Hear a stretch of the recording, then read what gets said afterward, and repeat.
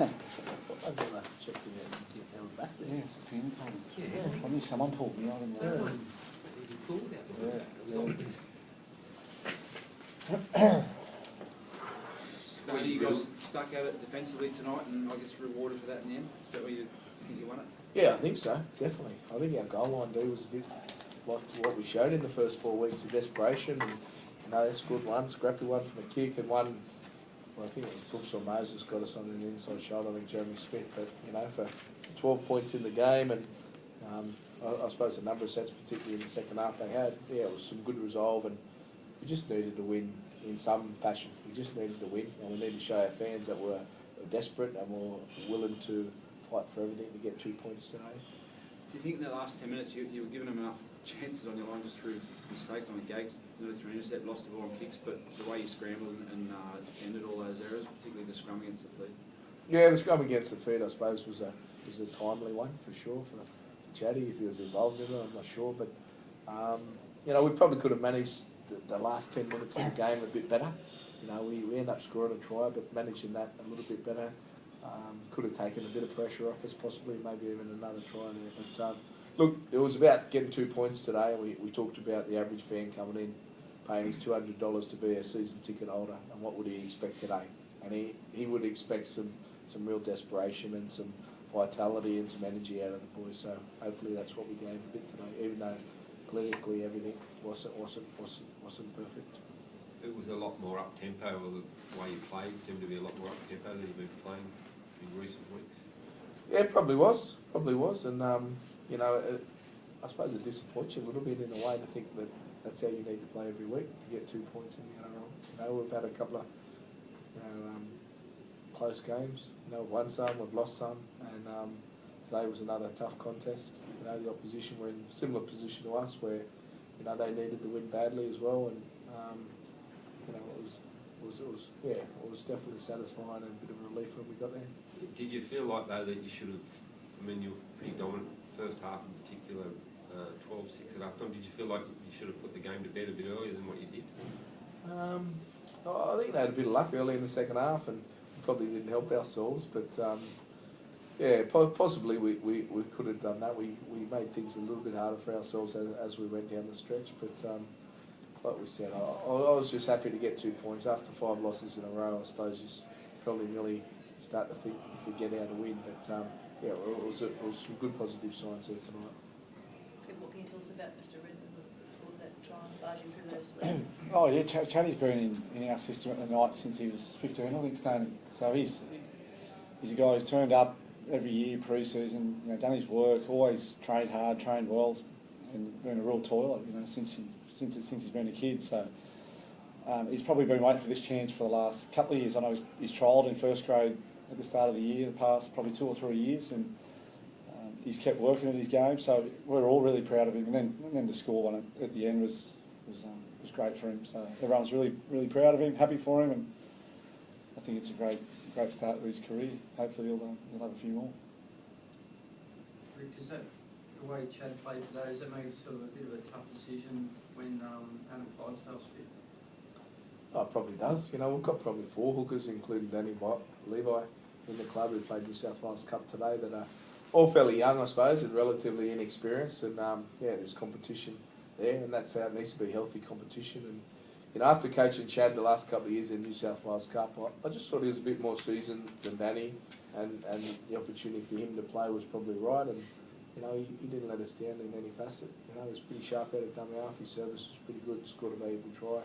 So yeah, like Gidley said, we're real proud and happy for him. You know, it's been, you know, a work in progress for a while to get a first grade debut, and he got his chance today, and he took it with some confidence. Is he a full-time footballer, or has he got a job during the week? Or?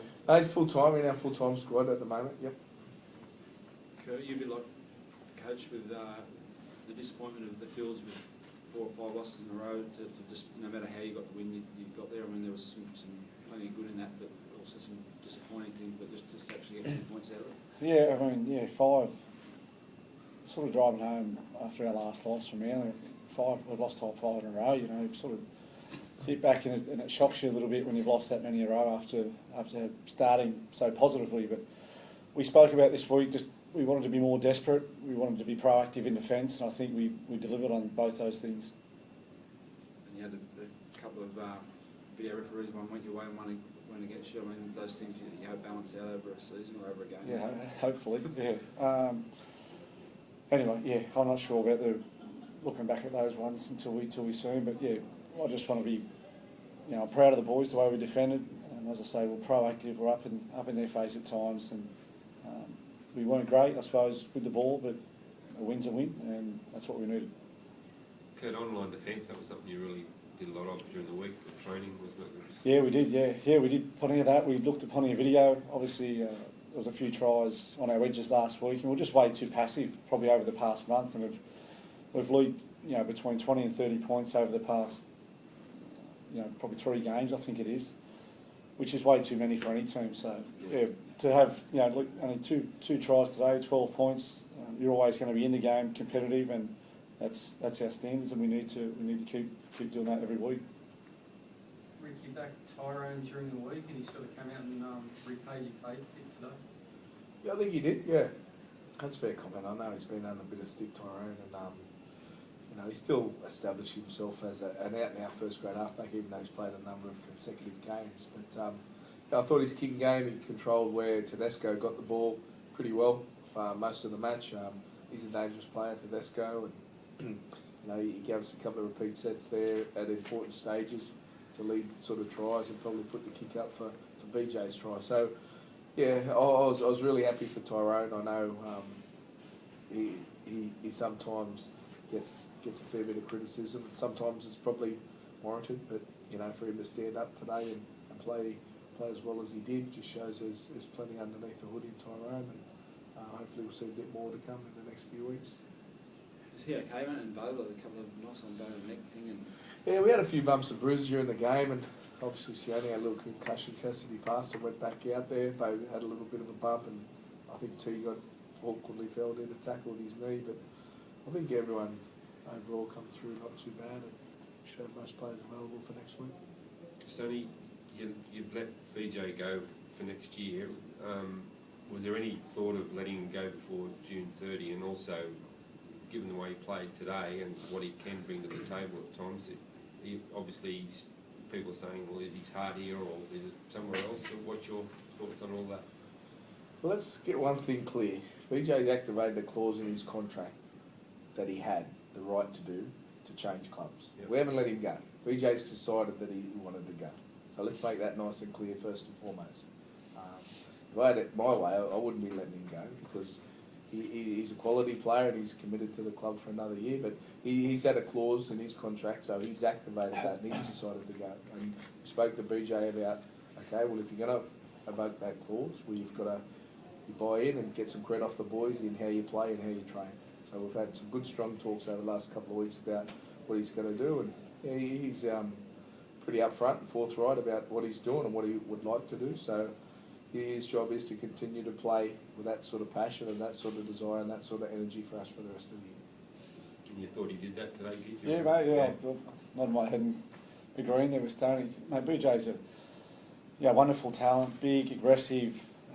I love playing alongside him when he's in that frame of mind, and that's what we need out of him each week and even at training during the week. So, that's what we want for the rest of the year too out of him. Kurt, what reception do you think the local will give Wayne when he comes back next week? Sorry? What reception do you think the crowd will give Wayne when he comes back next week? Oh, man, I didn't even know we were playing next week. I'm serious, I didn't even look next week. I don't know. I'm just enjoying today and I'll worry about next week whenever that training session comes around. Thanks, Johnson. No interest in it. Just bumps, no interest.